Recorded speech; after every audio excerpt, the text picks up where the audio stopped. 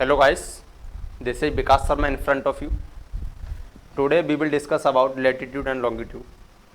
तो देखिए दोस्तों, आज का हमारा टॉपिक रहेगा अक्षांश और देशांतर। सबसे पहले हम बात करेंगे अक्षांश एंड देशांतर की।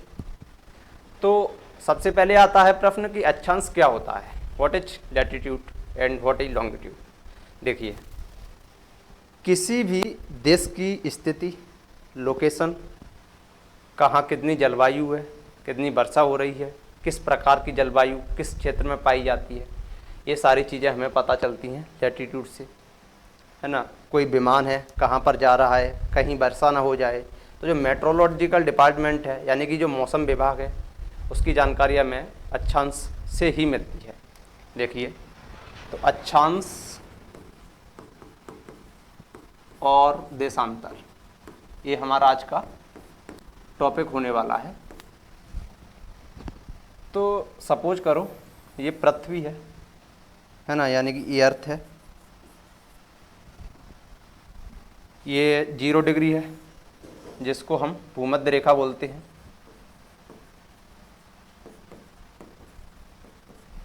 तो अक्षांश क्या होता है, सबसे पहले प्रश्न उठता है। तो अक्षांश पृथ्वी पर खिंची वे काल्पनिक रेखाएं जो पृथ्वी के केंद्र से जितने का कोण बनाती हैं उतने डिग्री का अक्षांश कहलाती हैं। जैसे कि suppose that this is a center of earth and it makes angle 40 degree, okay, 40 degree. Then after joining these angles, तो इनको जोड़ने से जो अक्षांश बना वो बनेगा 40 डिग्री का, है ना। चूंकि ये नॉर्थ गोलार्ध है, ये उत्तरी गोलार्ध है, ये दक्षिणी गोलार्ध है, इसीलिए यहाँ पर नॉर्थ लगा दो। ऐसे ही इस साइड ले लो अपन 40 डिग्री, 40 डिग्री, तो ये 40 डिग्री का अक्षांश बनेगा। चूंकि ये दक्षिणी गोलार्ध है यानी कि एस यानी कि साउथ, ठीक है। तो हमने देखा कि कोई भी अक्षांश कितने डिग्री का होगा, ये उससे पता चलेगा कि वो पृथ्वी के केंद्र से कितने का कोण बना रहा है, ठीक है। जैसे कि हम बात करते हैं 23.5 डिग्री की। अगर कोई बोले कि 23.5 डिग्री है, तो 23.5 डिग्री कहने का मतलब है कि वह रेखा पृथ्वी के केंद्र से 23.5 डिग्री का कोण बना रही है। जैसे कि ये सेंटर है, ये 0 डिग्री है, 23.5 डिग्री किसी ने बोला, नॉर्थ बोले तो नॉर्थ गोलार्ध है, साउथ बोले तो दक्षिणी गोलार्ध है। यानी कि इसका मतलब है कि केंद्र से 23.5 का एंगल, 23.5 का एंगल केंद्र से बनेगा तो वो कहलाएगी टॉपिक ऑफ कैंसर यानी कि कर्क रेखा। तो कर्क रेखा का मतलब है कि वह 23.5 डिग्री केंद्र से कोण बना रही है, ठीक है। अब जब इसको मिला देंगे तो ये बन जाएगी इस तरह से, है ना। अगर मकर रेखा बोले यानी कि 23.5 डिग्री साउथ, तो इधर आ जाएगा 23.5 डिग्री साउथ, ये हो गई मकर रेखा, ठीक है। अब एक होता है 66.5 डिग्री, तो वो यहाँ कहीं आ जाएगा, यानी कि 66.5 डिग्री को बोलते हैं अपन आर्कटिक व्रत। 66.5 डिग्री नॉर्थ, इसको बोलते हैं आर्कटिक व्रत। और दक्षिणी गोलार्ध में बात करें तो इसको 66.5 डिग्री साउथ, इसको बोलते हैं अंटार्कटिक व्रत, ठीक है। तो हमने देखा कि अक्षांश क्या होता है। सबसे पहले तो अक्षांश वे काल्पनिक रेखाएं यानी कि ग्लोब पर खिंची ऐसी काल्पनिक रेखाएं जो पृथ्वी के केंद्र से जितने का कोण बनाए वह उतने का अक्षांश कहलाती हैं। जैसे पहले अपन ने बात की 23.5 डिग्री नॉर्थ यानी कि कर्क रेखा, इसका मतलब है कि पृथ्वी के केंद्र से 23.5 डिग्री का कोण बना रही है, ठीक है। 66.5 डिग्री यानी कि आर्कटिक व्रत, इसका मतलब है कि 66.5 डिग्री का कोण बन रहा है, ठीक है। इसी प्रकार साउथ में आ गए अपन, दक्षिणी गोलार्ध में आ गए। और 0 डिग्री है यानी कि भूमध्य रेखा, तो ये एंगल कितना बन रहा है यहाँ पे देखो, एंगल 0 का बन रहा है, इसीलिए 0 डिग्री है। ठीक है। 0 डिग्री है यानी कि जो भूमध्य रेखा है वो पृथ्वी को 2 बराबर भागों में बांटती है। इन बराबर भागों को हम कहते हैं गोलार्ध। ऊपर वाले को उत्तरी गोलार्ध, नीचे वाले को दक्षिणी गोलार्ध। ठीक है। इसी प्रकार यहाँ पे पोल हैं, ये pole, north pole and south pole. अब नॉर्थ पोल कितने का एंगल बना रहा है? ये एंगल बना 90 का, इधर भी 90 का बना, तो ये पोल्स 90 का एंगल बना रहे हैं। तो इसीलिए पोल्स को बोलते हैं अपन 90 डिग्री, है ना, 90 डिग्री नॉर्थ, इधर बोलते हैं 90 डिग्री साउथ। ठीक है। तो यहाँ तक बात समझ में आई। चलो अगली बात करते हैं।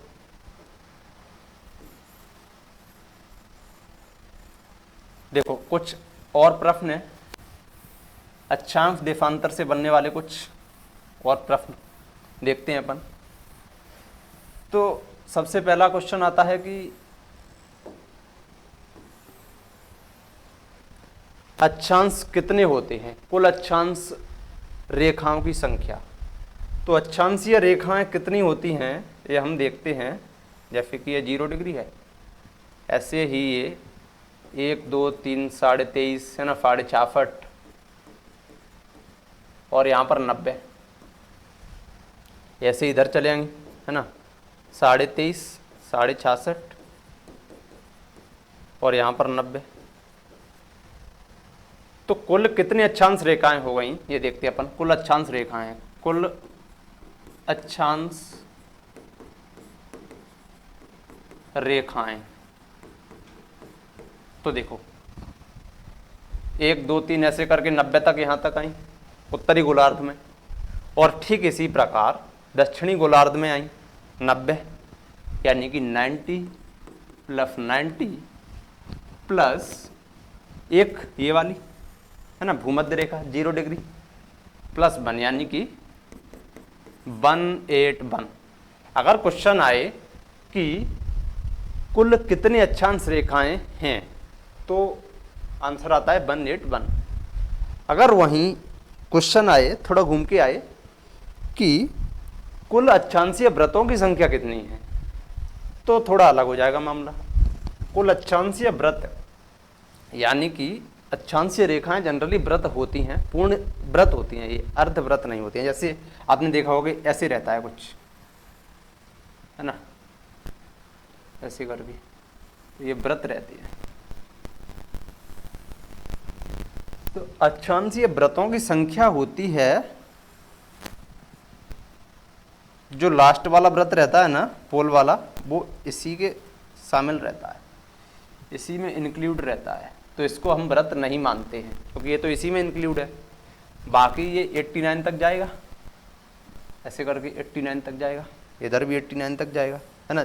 चूँकि 90 वाला है ना, पोलर वाला, पोल वाला है ना, वो तो इसी में इंक्लूड है, ग्लोब में ही इंक्लूड है। इसीलिए अपन इसको रेखा तो मानते हैं लेकिन इसको व्रत नहीं मानते हैं। तो व्रत की संख्या की बात करते हैं अपन, तो 0 डिग्री से इधर यानी कि 89, 90 वाला तो इसी में इंक्लूड है। कुल अक्षांशीय व्रत, कुल अक्षांशीय व्रत, तो कुल अक्षांशीय व्रतों की संख्या कितनी है? 89, 89 इधर, 89 + 89 + 1।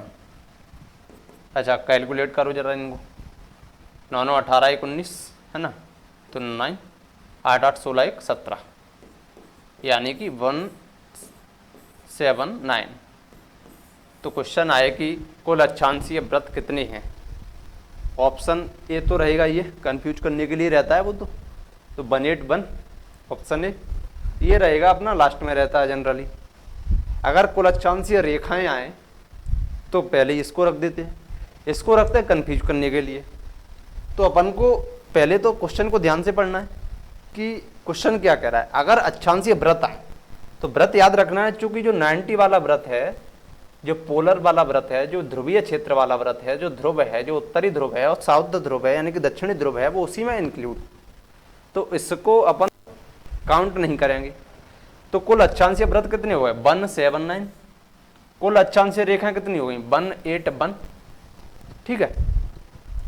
तो हमने देखा कि कुल अक्षांशीय रेखाएं 181, कुल अक्षांशीय व्रत 179, ठीक है। 23.5 डिग्री नॉर्थ कर्क रेखा, 23.5 डिग्री साउथ मकर रेखा, 66 डिग्री आर्कटिक व्रत, 66 डिग्री साउथ अंटार्कटिक व्रत, 90 डिग्री नॉर्थ उत्तरी ध्रुव, 90 डिग्री साउथ दक्षिणी ध्रुव, ठीक है। ये चीज़ें हमने देखी। अब हम बात करते हैं, कुछ और फैक्ट देख लेते हैं, अच्छा इनसे रिलेटेड पहले, उसके बाद लैटिट्यूड पर आते हैं। तो दो अक्षांशीय रेखाओं के बीच की दूरी कुछ फैक्चुअल डाटा है वो मैं बता ही देता हूँ आपको। तो दो अक्षांशीय रेखाओं के बीच की दूरी होती है 1 किलोमीटर, ठीक है। ये रेखाएं समांतर होती हैं, इनकी दूरी हमेशा सेम रहती है, ठीक है। जैसे ऊपर की तरफ जाएं, कहीं भी जाओ, दूरी हमेशा इनकी सेम ही रहेगी, ठीक है। तो अक्षांशीय व्रत हो गए। इनसे अपन टेम्परेचर का पता चल सकता है, जलवायु का पता चल सकता है, किसी देश की लोकेशन का पता चल सकता है। जैसे कि सपोज दैट किसी देश का अपन को लैटिट्यूड दिया है पर पूछा है वो किस गोलार्ध में है या कहाँ पर उसकी स्थिति पता चलती है। तो सपोज दैट भारत का लैटिट्यूड, जैसे अच्छा भारत की बात हम अभी कर लेंगे थोड़ी देर में, किसी देश का लैटिट्यूड है 40 डिग्री, तो हम देख रहे हैं कि 40 डिग्री यहाँ पर आता है, तो इस रेंज में कहीं उसका लैटिट्यूड पड़ेगा, यानी कि इस रेंज में उसकी लोकेशन पड़ेगी, ठीक है। चलो भाई आगे बढ़ते हैं। और कुछ इसमें रह गया है क्या? अक्षांशीय रेखाएं पूर्ण व्रत होती हैं, ये काल्पनिक रेखाएं होती हैं, इनकी कुल संख्या 181 होती है। अक्षांशीय व्रतों की संख्या 179 होती है। 23.5 डिग्री नॉर्थ को कर्क रेखा बोलते हैं, 23.5 डिग्री साउथ को मकर रेखा बोलते हैं, ठीक। अब हम बात करते हैं, अच्छा एक बात और देख लेते हैं। अक्षांशीय रेखाओं से पता चलता है कि बरसात कहाँ पर ज़्यादा होती है, कहाँ पर कम होती है। तो देखो जैसे जैसे हम ऊपर की ओर जाएंगे, यानी कि ध्रुवीय क्षेत्र की ओर जाएंगे, यानी कि अपर लैटिट्यूड की ओर जाएंगे, यानी कि उच्च अक्षांश की ओर जाएंगे, तापमान में गिरावट आने लगती है। जैसे जैसे हम निम्न अक्षांश की ओर आएंगे, यानी कि भूमध्य रेखा की ओर आएंगे, तो बरसात अधिक होने लगती है, तापमान अधिक होने लगता है, घने वन मिलते हैं, जैव विविधता अधिक मिलती है। जैसे कि मैं कुछ इरेज कर लेता हूँ, जैसे कि अपनी भूमध्य रेखा है। भूमध्य रेखा से जैसे जैसे अपन दूर जाएंगे, दोनों ध्रुवों की बात हो रही है ना, यहाँ पर पोल है। जैसे जैसे अपन पोलर रीजन की ओर बढ़ते हैं, अपन देखते हैं कि बर्फ मिलने लगती है, यानी कि ठंडा मौसम रहने लगता है। जैसे कि यूरोप यहाँ कहीं पड़ता है, कनाडा वनाडा इधर कहीं पड़ता है ना, कौन सा है वो, फिनलैंड, नॉर्वे, स्वीडन, फिनलैंड इधर आते हैं, और साइबेरिया क्षेत्र रूस वगैरह भी इधर ही पड़ता है। हम देखते हैं कि ये ठंडे रीजन है, ये पृथ्वी के ठंडे रीजन है। ये क्यों है? क्योंकि उच्च अक्षांश की ओर आते हैं, यानी कि 65, 66, 70 ऐसा कुछ अक्षांश मिलता है, और 90 डिग्री तक पहुँचते पहुँचते यहाँ पर पूर्णतः बर्फ दिखाई देती है। इधर भी दक्षिणी ध्रुव है ना, पूर्णतः बर्फ दिखाई देती है। यहाँ पर अपन ग्लोब में देखें कि यहाँ पर सफ़ेद रीजन रहता है ना, कि वाइट रहता है, वाइट। तो वाइट साइन ही किसका है? बर्फ का साइन है, यानी कि आइस रहती है, यहाँ पर ये जमे रहती है। तो जैसे जैसे ऊपर जाएंगे अपन, उच्च अक्षांश की ओर जाएंगे, हायर लैटिट्यूड की ओर जाएंगे, अपन देखते हैं कि यहाँ पर बर्फ मिलती है, तापमान कम रहता है, जलवायु ठंडी रहती है। जैसे जैसे ठीक इसी प्रकार जैसे जैसे हम पृथ्वी की ओर आते हैं, यानी कि भूमध्य रेखा की ओर आते हैं, ध्रुवों से इधर आते हैं, तो हम देखते हैं कि तापमान में वृद्धि होने लगती है। जैसे ही हम भूमध्य रेखा पर आ जाते हैं, तापमान में ठीक ठाक वृद्धि रहती है। जैसे कि भारत की स्थिति कहाँ पर है? भारत की स्थिति यहाँ है ना, ऐसे करके इधर है ये भारत। भारत में भी ठीक ठाक गर्मी पड़ती है। देखो भूमध्य रेखा है ना 0 डिग्री, बिल्कुल नज़दीक है भारत से, 8 डिग्री 6 मिनट। तो भूमध्य रेखा बहुत ही करीब है, तो इसीलिए हम देखते हैं कि यहाँ पर भारत में भी ठीक ठाक गर्मी पड़ती है, वर्तमान में भी खूब पड़ रही है। जैव विविधता भी मिलती है ना। लक्षद्वीप, अंडमान निकोबार में अच्छी जैव विविधता है। तमिलनाडु, केरल, कर्नाटक में वन भी ठीक ठाक हैं, है ना। यहाँ पर हम देखते हैं बारिश भी ठीक ठाक होती है तमिलनाडु, केरल, कर्नाटक में। गर्मियों के टाइम में तो खूब हो जाती है बरसात। मानसून भी हम देखते हैं कि उठता है तो केरल के तट पर ही पहले आता है। तमिलनाडु में तो लौटता हुआ मानसून आता है। कर्नाटक, केरल, गोवा, इन्हीं में पहले आता है। कारण क्या है इसका, तो हम कारण पे गौर करें ना, तो कारण ही इसका ये है कि ये भूमध्य रेखा के नज़दीक है, बहुत ज़्यादा नज़दीक है। और भूमध्य रेखा के नज़दीक होगा तो यहाँ पर गर्मी भी ठीक ठाक पड़ेगी, बारिश भी ठीक ठाक होगी। बारिश ठीक ठाक होगी तो यहाँ पर वन भी ठीक ठाक होंगे, यानी कि यहाँ पर खूब घने वन पाए जाते हैं, सदाबहार वन मिलते हैं वाले रीजन में। ठीक है, बारिश भी होती है ठीक ठाक, तो यहीं से बारिश शुरू भी होती है। केरल, कर्नाटक से ही शुरू होती है, कोरोमंडल तट से ही बारिश शुरू होती है, यानी कि 1 जून को यहाँ पर मानसून आ जाता है। ठीक, अगली बात कर लेते हैं हम लैटिट्यूड, यानी कि इसके बाद लॉन्गिट्यूड देख लेते हैं, यानी कि देशांतर देख लेते हैं। तो देशांतर की बात करते हैं तो देशांतर क्या होता है। देशांतर ऐसी क्षैतिज रेखाएं, यानी कि ग्लोब पर खिंची वे क्षैतिज रेखाएं, काल्पनिक क्षैतिज रेखाएं जो नॉर्थ ध्रुव यानी कि उत्तरी ध्रुव और दक्षिण ध्रुव को जोड़ती हैं। ठीक, यानी कि लैटिट्यूड।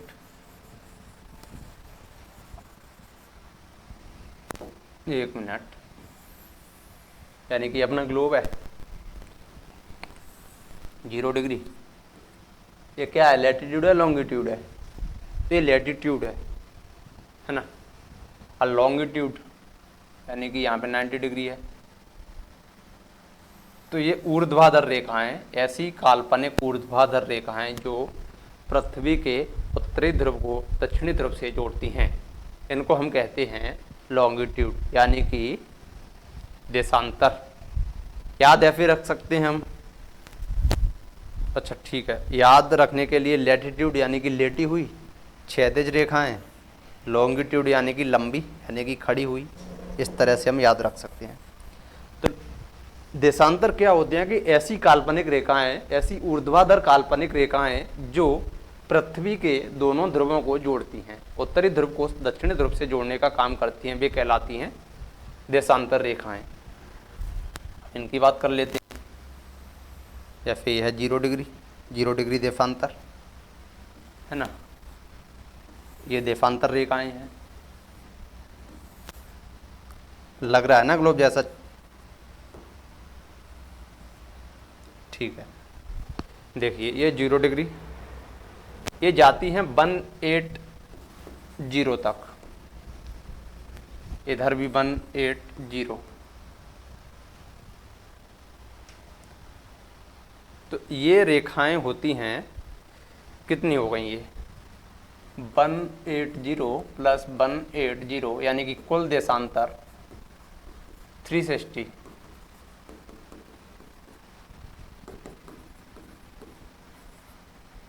कुल देशांतर 360।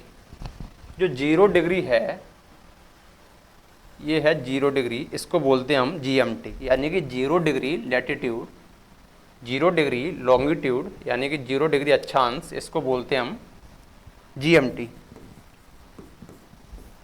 GMT यानी कि ग्रीनविच मीन टाइम, इसको हम टाइम लाइन भी बोलते हैं, यानी कि इससे जो विश्व का टाइम है वो निर्धारण होता है GMT से, 0 डिग्री से। 0 डिग्री है GMT, वो लंदन से गुजरती है, इसीलिए लंदन को ही वैश्विक टाइम का केंद्र माना जाता है। और भारत का जो IST है यह है 82.5 डिग्री, 82.5 डिग्री ईस्ट, क्योंकि भारत उत्तरी गोलार्ध में ईस्ट की ओर पड़ता है GMT से, तो इसीलिए भारत का जो टाइम है हम लिखते हैं कि इसका टाइम 82.5 डिग्री आगे है या पीछे, ऐसा कुछ लिखते हैं। क्या लिखते हैं, तो ये 82.5 डिग्री ईस्ट है, वो भारत का टाइम GMT से इतना आगे है। इसका मतलब है जैसे कि ये 180 डिग्री है, 180 देशांतर है, तो 180 देशांतर हैं और एक देशांतर को पार करने में सूर्य के प्रकाश को लगती हैं 4 मिनट। 4 मिनट, यानी कि भारत यहाँ कहीं पड़ता है, यानी कि भारत का हम देशांतर अक्षांशीय और देशांतरीय विस्तार देखें तो देशांतरीय विस्तार है भारत का 68 डिग्री 7 मिनट से 97 डिग्री 25 मिनट, और अक्षांशीय विस्तार है 8 डिग्री 6 मिनट से 37 डिग्री 6 मिनट, ऐसा कुछ है। तो ये कहाँ पर पड़ रहा है? देखो 0 डिग्री इधर था, 8 डिग्री 6 मिनट और 37 डिग्री 6 मिनट, यानी कि 8 इधर कहीं आ जाएगा, 37 इधर आ जाएगा, इस रेंज में। 68 7 से 90 97 25, यानी कि ये 0 है, ये 180 है, तो 68 कहाँ पड़ेगा? इधर कहीं पड़ जाएगा। 97 25 यानी कि इधर कहीं आ जाएगा। तो भारत की स्थिति तो ये रही। अब देखो 0 डिग्री इधर है, इधर कितनी है? भारत है, और भारत का 68 डिग्री इधर पड़ रहा है, यानी कि पश्चिमी बिंदु। अब इसका IST कितना है? 82.5 डिग्री। तो 82.5 डिग्री IST है भारत का, यानी कि इधर कहीं पड़ेगा। यहाँ से भारत का टाइम निर्धारित हुआ है। तो सूर्य के प्रकाश को 1 डिग्री पार करने में लगते हैं 4 मिनट, इसीलिए 82.5 डिग्री पार करने में कितने मिनट लगेंगे यहाँ से यहाँ तक पहुँचने में सूर्य के प्रकाश को? यानी कि 82.5 इंटू 4, यानी कि 82 इंटू 4 प्लस 1/2 इंटू 4, इससे ये किया 328 प्लस 2 से ये कटा 2, यानी कि 330 मिनट। इसको आवर में चेंज करेंगे, 330 मिनट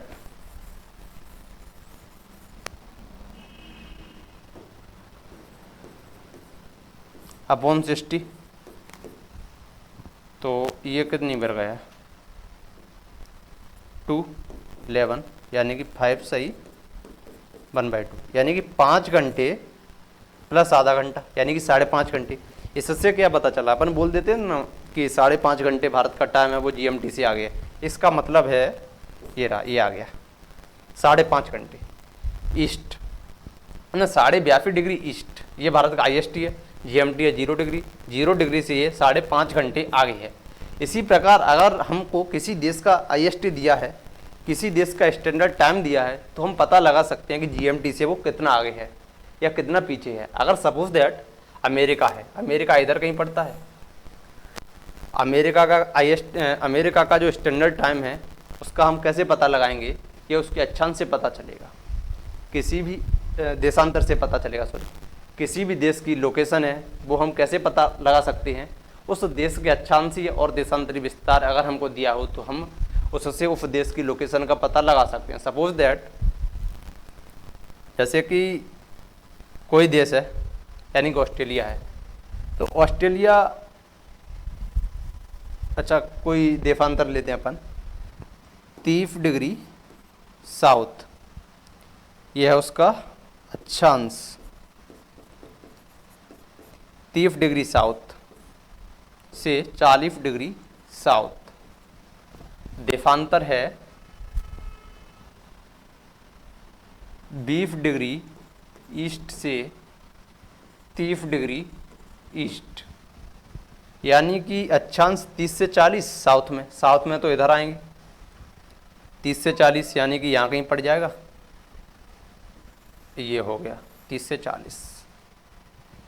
अब अक्षांश देशांतर कितना है? 20 से 30, यानी कि यहाँ पे 0 है तो यहाँ पे 20 आ जाएगा, कहीं यहाँ पर 30 आ जाएगा, यानी कि ये वाला रीजन है वो देशांतर है। ठीक है, इस रीजन की बात हो रही है। इस तरह से हम किसी भी देश की लोकेशन का पता लगा सकते हैं। तो इससे जनरल जो प्रश्न है वो यही है कि कुल अक्षांश की संख्या कितनी है? तो मैंने बताया 360 है, IST कितना है, 82.5 डिग्री ईस्ट है। भारत की हमने लोकेशन देखी, भारत कहाँ पर ग्लोब में स्थित है ना। GMT से कितना आगे हम, ये हमने देखा। किसी भी देश की लोकेशन का पता लगाना हो तो उसके लिए अक्षांश और देशांतर अगर हमें मिल जाते हैं तो हम उस देश की स्थिति का पता लगा सकते हैं। भारत का जो टाइम है वो 5.5 घंटे आगे है। तो ये सारी बातें आज हमने की। एक बार हम शुरू से देख लेते हैं क्या क्या आज हमने देखा। अच्छा, एक बात और, जो 0 डिग्री है उससे डिसाइड होता है टाइम यानी कि GMT, और 0 डिग्री के ठीक विपरीत यानी कि उसके ओवरलैप करती हुई वो जो रेखा है उसको बोलते हैं 180 डिग्री, है ना। ये है टाइम यानी कि 0 डिग्री टाइम लाइन है, ये है अपनी date line, international date line है 180, यानी कि इससे किसी देश किया वो तो एक ही तिथि रहेगी, इससे तिथि निर्धारित होती है 180 से, ठीक है। इसको बोलते हैं अंतर्राष्ट्रीय तिथि रेखा। ये जो रेखा है वो भूभाग से होकर न गुजरती हुई ये ग्लोब के जलीय भाग से गुजरी है। चूंकि किसी अगर भूभाग से गुजारते तो किसी देश की तिथि में अंतर आ सकता था, जैसे कि ये भारत है, अगर यहाँ से 180 लाइन गुजरती तो यहाँ पर डेट कुछ और होती, यहाँ पर डेट कुछ और होती, इसीलिए इसको जलीय भाग से गुजारा गया है।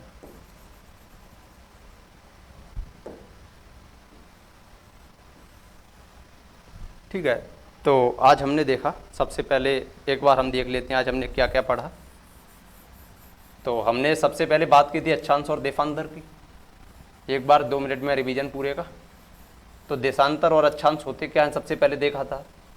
तो अक्षांश हमने देखा था कि ग्लोब पर खिंची ऐसी काल्पनिक रेखाएं जो पृथ्वी के केंद्र से जितने का कोण बनाती हैं उतने का अक्षांश कहलाती हैं, है ना। जैसे कि 23.5 डिग्री किसी ने बोला तो 23.5 डिग्री कहने का मतलब है कि पृथ्वी के केंद्र से 23.5 डिग्री का एंगल बना रही है वो रेखा। इसी प्रकार हमने 90 डिग्री, 66 डिग्री ये सारी चीज़ें देखी थी। एक बात और मैं बताना भूल गया, 23.5 डिग्री नॉर्थ से 23.5 डिग्री साउथ के बीच का जो रीजन है उसको बोलते हैं अपन उष्णकटिबंधीय क्षेत्र, उष्णकटिबंधीय क्षेत्र। और 23.5 डिग्री से 66 डिग्री तक का जो क्षेत्र है उसको बोलते हैं अपन